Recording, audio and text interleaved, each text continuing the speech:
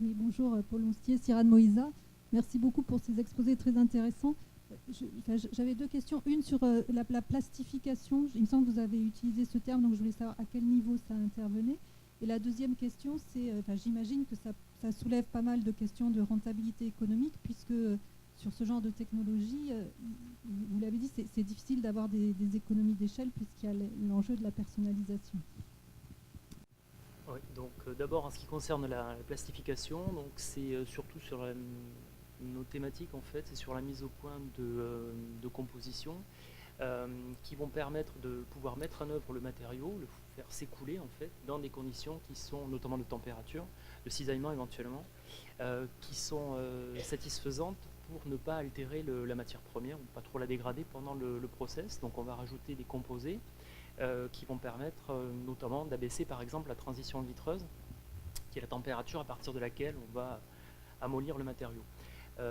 Donc ça c'est une des pistes et on l'exploite d'autant plus cette piste-là que certains composés qui peuvent être d'intérêt pour la maîtrise de leur relargage peuvent aussi avoir un effet plastifiant, notamment des principes actifs dans le domaine pharmaceutique qui peuvent être utilisés et qui ont un effet plastifiant sur ce type de biopolymère qu'on a pris comme modèle.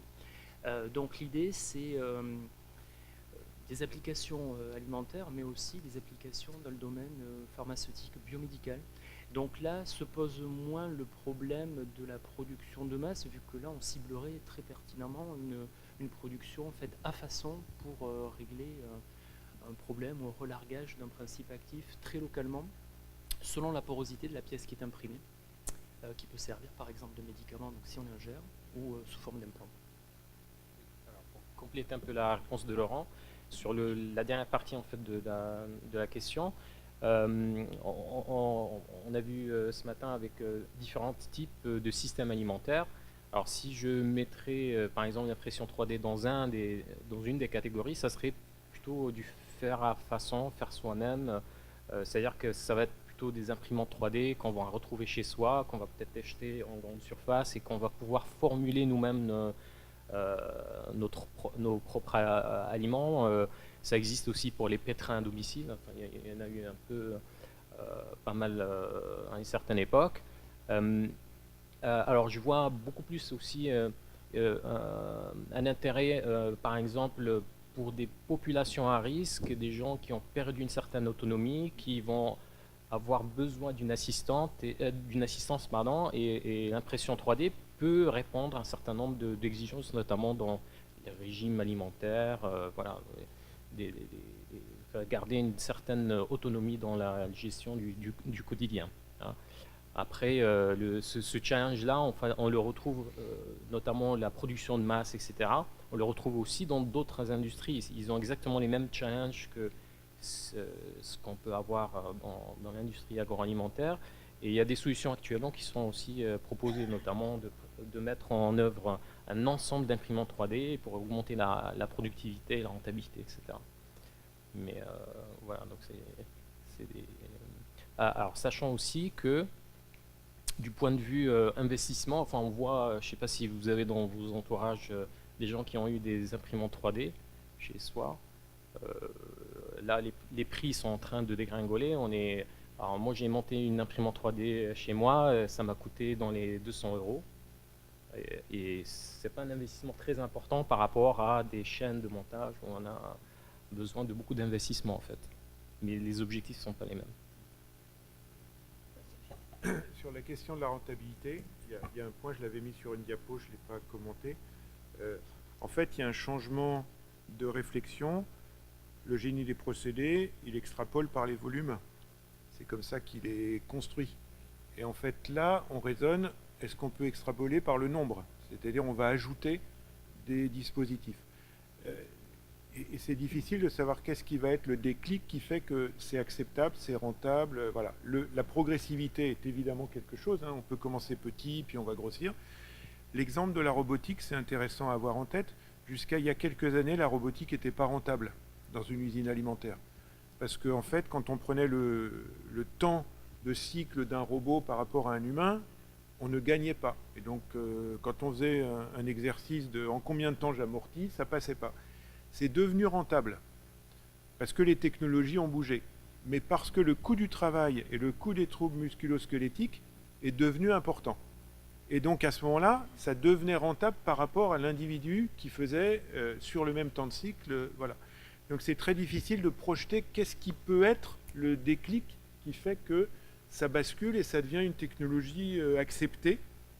Voilà, il y a 10 ans, personne n'aurait pensé que c'était les troubles musculo-squelettiques et le coût du travail qui aurait fait la bascule en robotique. Voilà. Donc, mais l'extrapolation par les nombres, en tout cas, ça c'est un élément tout à fait intéressant parce qu'il est associé au progressif. Et on peut y aller petit à petit. Alors, ma question va justement un peu dans le même sens, c'est-à-dire que alors, il est difficile de projeter ou d'extrapoler, pour autant on peut en discuter maintenant et tout de suite avec des consommateurs, avec des citoyens, enfin donc du coup, pour fréquenter un peu des hackers qui conçoivent très bien les imprimantes 3D dans des outils, dans des, je sais pas, fabriquer sa perceuse adaptée ou j'en sais rien, il y a un gap quand même pour penser l'alimentation en 3D.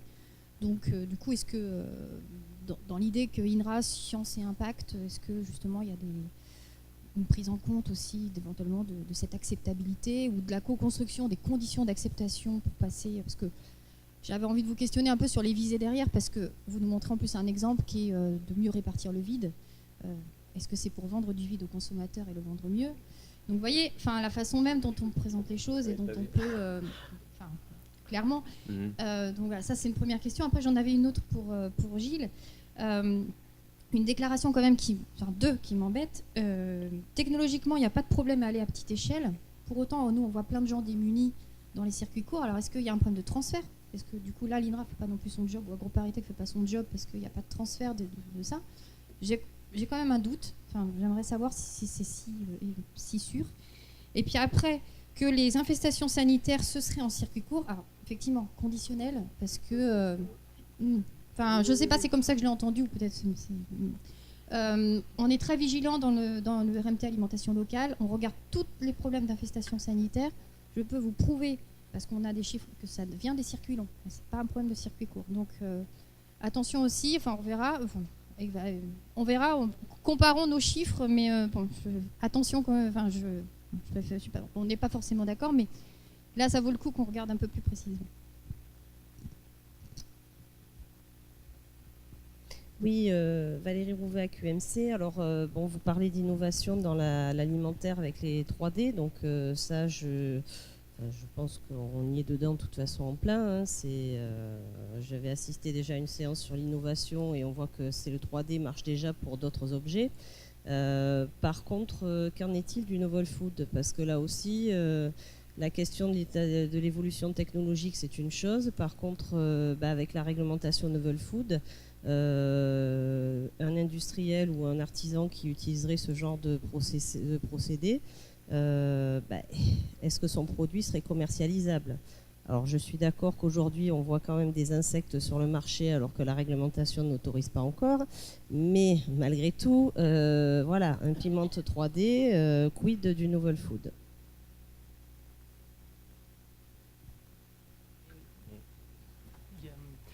Je pense que ça se ressemble quand même beaucoup, les produits qui sortent d'une imprimante 3D du type que je viens de présenter, à ce qui sort d'un extrudeur. En fait, il n'y a qu'une seule, quand on prend la photo qui est ici. Ce filament, je ne fais que le refondre une deuxième fois. Voilà. Mais maintenant, après, voilà. Exemple de process qui a été mis sur le marché par osmose inverse, je veux dire, c'est un procédé qui, à mon avis, est connu et reconnu depuis longue date. Le procédé, aujourd'hui, la ligne, ça fait plus d'1 an que l'industriel attend l'autorisation des autorités pour mettre son produit sur le marché. Donc, process connu ou pas, en attendant...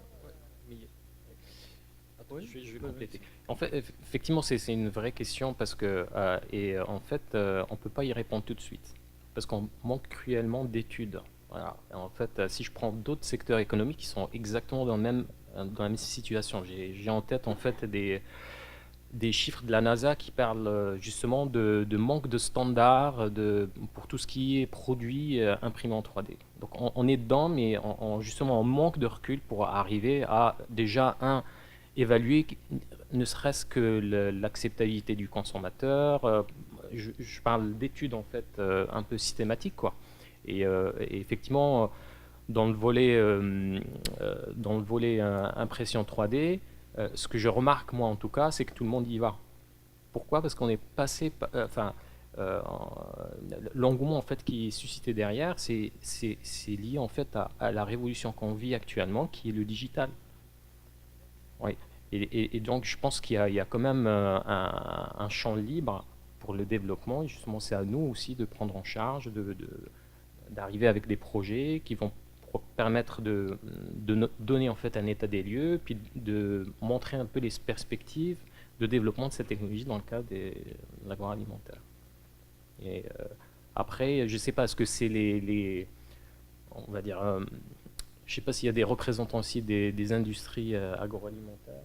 Non, pas quelques-uns, mais après, je ne sais pas eux comment ils regardent la chose. Par exemple, moi j'ai des exemples mais qui sont complètement différents. Dans le cas de l'automobile, par exemple, pour eux, l'impression 3D, c'est pas pour tout de suite. Parce qu'ils sont dans ces questionnements de rentabilité, de volume, etc. Mais je ne sais pas si c'est exactement la même chose au niveau.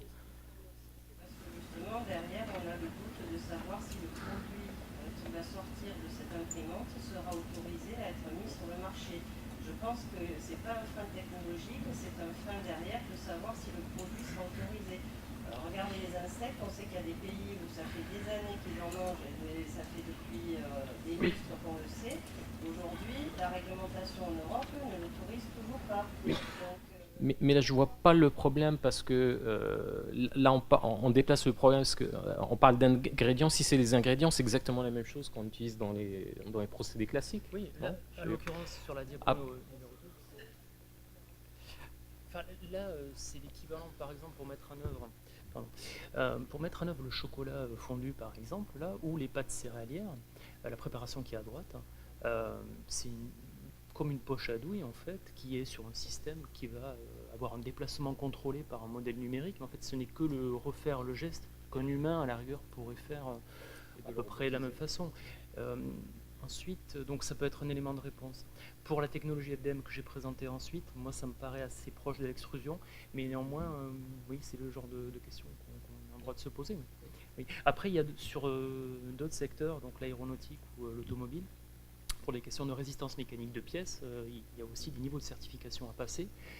Pour le moment, c'est pas encore jusqu'au bout pour toutes les pièces qui sont imprimées 3D. Néanmoins, il y en a certaines sur des appareils de chez Boeing, par exemple. Il y a quelques centaines de pièces qui sont imprimées 3D. Je pense que Airbus doit faire la même chose, ou d'autres marques de constructeurs. Donc c'est quand même des pièces qui sont réellement produites à l'échelle industrielle par fabrication additive. Donc là, ça concerne essentiellement les métaux, aussi certains polymères. Bon, je ne sais pas, rien n'empêche de penser qu'à terme, on y arriverait avec des produits alimentaires d'obtenir des certifications voulues. Mais voilà, quelques éléments dont on dispose nous aussi. Après, oui, effectivement, il y a aussi un autre problème à ça, c'est, sans trop aller dans le détail, c'est le problème de l'innovation en elle-même. Parce qu'en fait, finalement, chacun chez soi peut, par exemple, copier ce que un industriel sait faire et de se l'approprier. Alors ici, effectivement, se posent des problèmes de réglementation sur est-ce qu'on a le droit, non, la responsabilité de l'individu face à justement ces pratiques-là, etc. Après, je pense que aussi pour le côté certification, réglementation, je pense que c'est aussi un lobby à jouer par l'industrie agroalimentaire. Est-ce qu'ils vont aller dans le sens de ces technologies-là, poussées par les demandes du consommateur ou pas? Je crois qu'il faut oui. Peut-être répondre quand même à Yuna. Ouais. Alors, sur une des diapos, c'est réponse aux deux questions. Moi, j'ai mis que l'acceptabilité culturelle, elle était essentielle. Et dans le mot culture, il y a beaucoup de choses. C'est vrai pour le consommateur, c'est vrai pour la manière dont on va utiliser le produit, c'est vrai pour la manière dont on va se positionner sur la chaîne de la matière première agricole jusqu'au produit. Donc ça, je pense que c'est un élément clé. Et c'est pour ça que je dis que le co-engineering, c'est une dimension essentielle. Plus on va aller vers petits procédés, interface avec l'usager de la technologie, etc., et pas formé au niveau où on peut, nous, former des ingénieurs, plus on va avoir besoin de passer ce verrou-là et de le penser dans la conception de l'ensemble. Si on ne le fait pas, c'est à peu près sûr qu'on va dans le mur. Voilà, donc ça, c'est un premier point. Le deuxième, heureusement que tu poses la question, parce que je ne voudrais pas faire d'erreur. Qu'est-ce qu'on sait faire? Les questions de changement d'échelle vers les petites échelles. Scientifiquement, on a tous les outils pour le faire. Technologiquement, il n'y a pas de verrou pour fabriquer les technologies en question. Est-ce qu'il y a les équipementiers qui sont prêts à le faire, qui ont ça en catalogue aujourd'hui? Si tu dis je veux faire 100 litres/heure ou je veux faire 1000 litres/heure, je sais le définir, il n'y a pas forcément en face aujourd'hui les équipementiers, avec une question clé, c'est quel est le niveau de savoir-faire dans l'usage de la technologie de ceux qui vont l'utiliser. Ça, c'est un point essentiel. C'est là que je mets la question sanitaire, moi, dans cette capacité. Tous les projets que j'ai vus passer récemment de demande à petite échelle, en disant à côté de la production, circuit court, je fais une étape de transformation, stabilisation, stérilisation, soupe, etc. À chaque fois, c'est très proprement accompagné du fait qu'on va se former à qu'est-ce que c'est que la stérilisation, quels sont les contrôles, voilà. Donc, j'ai pas d'interrogation là-dessus. La maîtrise des automatismes qui vont avec, ça, c'est pas si évident que ça, parce qu'il y a un minimum de régulation nécessaire pour que la technologie réalise bien ce qu'on veut faire. Et ça demande aussi une technicité. Donc, on retombe sur la question de, quand je vais descendre en échelle technologiquement, si je sais faire, est-ce que ça veut dire que les savoir-faire qui sont associés, ou que ce que je mets dans un outil numérique qui va aller avec, permet de compenser l'éventuelle défaillance de savoir-faire qu'on aurait dans un système industriel avec des gens formés, sélectionnés, des secteurs de métiers représentés, etc. Voilà. Donc c'est ça le point qui, lui, n'est pas un point qui est acquis, même si la science derrière et la technologie, l'engineering qui est associé, elle est disponible. Et puis le dernier point sur le 3D, mais je pense que vous avez tous acheté un jour un dessert Nestlé tout fait, genre Vacherin, etc. Il est fait en 3D en usine. Hein. Et il n'est pas fait avec une imprimante, mais il est fait avec des systèmes qui font une extrusion à un moment pour mettre le gel qui est dessus, etc. Et on obtient des formes compliquées parce que c'est fait comme ça. Ce qu'amène le 3D, c'est la technologie imprimante qu'on adapte à petite taille, etc. C'est avec toutes les questions difficiles que ça pose. Et puis on l'amène ailleurs que dans l'usine. On la sort d'un système maîtrisé, contrôlé, jusqu'à domicile, ou le café au coin, ou le traiteur qui va faire des produits comme ça demain, parce qu'il aura une diversité de produits bien plus grande que ce qu'il pouvait avoir. Il y a quelques années à Massy, on avait travaillé sur la découpe par jet d'eau haute pression. C'était exactement la même chose. C'est comment on est capable de faire des formes bizarres, tordues quand je suis un traiteur, parce que j'ai une commande de quelqu'un qui veut un anniversaire comme ci, comme ça, et que je vais piloter sur un plan la forme de découpe. Voilà. C'est vraiment ce transfert, et ce qu'a dit Sofiane, on va individualiser l'objet final qui est en fait un aliment. Voilà. Alors ça peut tomber sur des cas novel food selon les molécules aussi qu'on utilise. Il va falloir qu'on limite là. Il y a une question au fond, une question ici, puis je crois que... Question en attente déjà. Ouais. Okay. Très vite. Très bien, oui. Donc je voulais revenir aussi sur les propos de Gilles Tristram. Je pense qu'il y a un souci aussi, par exemple, au niveau de la gouvernance et de ce qu'on a dit de personnalisation de la nourriture pour le consommateur.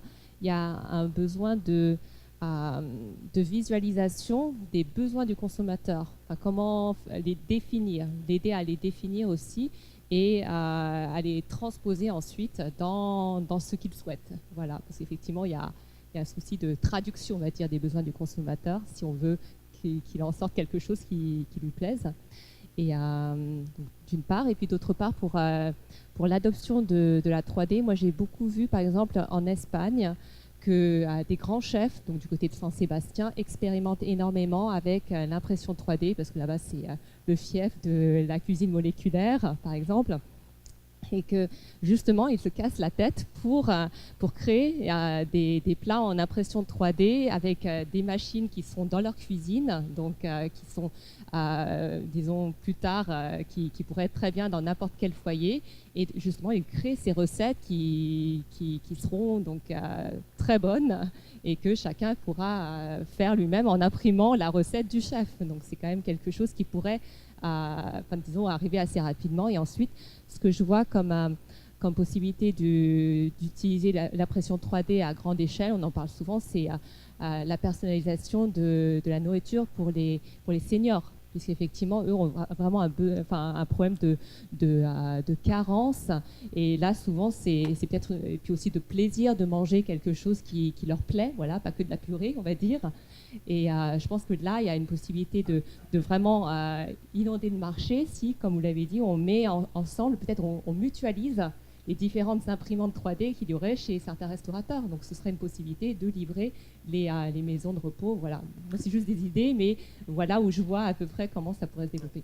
En fait, ce que je qualifiais de texture nouvelle ou texture réalisée à façon, je ne pensais pas forcément à des objets croustillants ou avec des propriétés mécaniques liées à la fragilité d'une matrice, donc plutôt dure. Ça peut être des aliments moelleux, par exemple, type plus proche de génoise, par exemple, en termes de propriétés mécaniques, dont il y a des textures différentes et qui pourraient, comme des produits gélifiés aussi, que l'on peut déposer avec des systèmes d'impression 3D, qui peuvent correspondre à ce type de problématiques à résoudre, quoi. Et en plus, si on peut combiner ça avec le relargage de nutriments ou de composés d'intérêt dont je parlais, c'est justement ça que ce procédé-là, en designant à façon avec des modèles numériques tels que l'effet Sofiane, pouvoir prédire un petit peu le relargage qu'on peut attendre de ces pièces-là, pièces alimentaires, ça peut être particulièrement intéressant.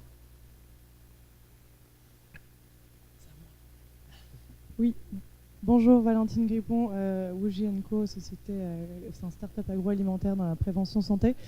J'ai pas forcément entendu la technologie au service de la maîtrise du niveau de transformation, à savoir du transformé versus de l'ultra-transformé. C'est-à-dire la maîtrise de la qualité de la nutrition. Est-ce que justement après le passage dans une imprimante 3D, le produit fini au niveau nutritionnel pauvre, J'ai dit tout à l'heure qu'on manque justement de données là-dessus. Alors, je ne peux pas m'empêcher de faire le parallèle avec ce qui existe déjà, que les gens ont commencé à faire, parce que les technologies d'impression 3D, on en parle maintenant, mais les premiers brevets datent des années 80. Alors après, bon, je ne vais pas rentrer dans l'historique de ces technologies-là, mais une chose essentielle, c'est qu'on voit notamment des propriétés qui sont assez exceptionnelles comparées à ce qu'on peut obtenir à partir d'un procédé traditionnel. Un exemple très simple, c'est qu'on a fait une recherche récemment sur justement l'aération des produits. Et on se rend compte avec des technologies de type FDM, on arrive à quasiment décupler en fait l'aération d'un produit qui est pas forcément évidente à faire à partir d'un procédé type comme l'extrusion. Au niveau propriété nutritive, je pense j'ai présenté tout un schéma très synthétique sur ce qu'on peut mettre en sortie, et une des choses effectivement sur laquelle on peut axer, c'est la digestibilité, mais au sens fragmentation de ces aliments, la facilité à ce que ces aliments soient fragmentés, que ça soit disponible, les nutriments soient disponibles assez rapidement pour que on puisse augmenter en fait le potentiel nutritif de ces aliments-là. Et je pense qu'il y a un vrai potentiel là-dessus. Après, je n'ai pas des chiffres parce que moi, j'ai pas connaissance de travaux là-dessus pour le moment. Dernière question. La dernière. Moi, je voulais revenir sur l'exemple de l'étude avec l'Institut du vin. Vous voulez vous présenter ? Comment ? Ah pardon, Xavier Vanderovera de Quel Bon Goût. Donc l'exemple des études qui sont menées avec l'Institut français du vin. Je me posais une première question, c'était pourquoi plutôt s'axer sur développer des nouvelles variétés, de nouveaux cépages, et pas plutôt prendre l'axe de ce qui existe déjà et ce qui se fait en bio, en biodynamie et qui a priori fonctionne. Et la deuxième, c'est est-ce que l'automatisation et la standardisation des procédés de vinification va pas à l'encontre de la richesse et de la diversité, et du coup indirectement de la valorisation du métier de vigneron. Voilà. Je vais répondre rapidement. Bon, la première, c'est pas parce qu'on développe des nouveaux cépages qu'on exclut complètement le bio et toutes les sciences qui vont avec, hein. Au contraire, je pense que c'est très complémentaire. Pour donner une idée, moi je fais des vins bio avec des nouveaux cépages, hein. Vous voyez, tout est possible.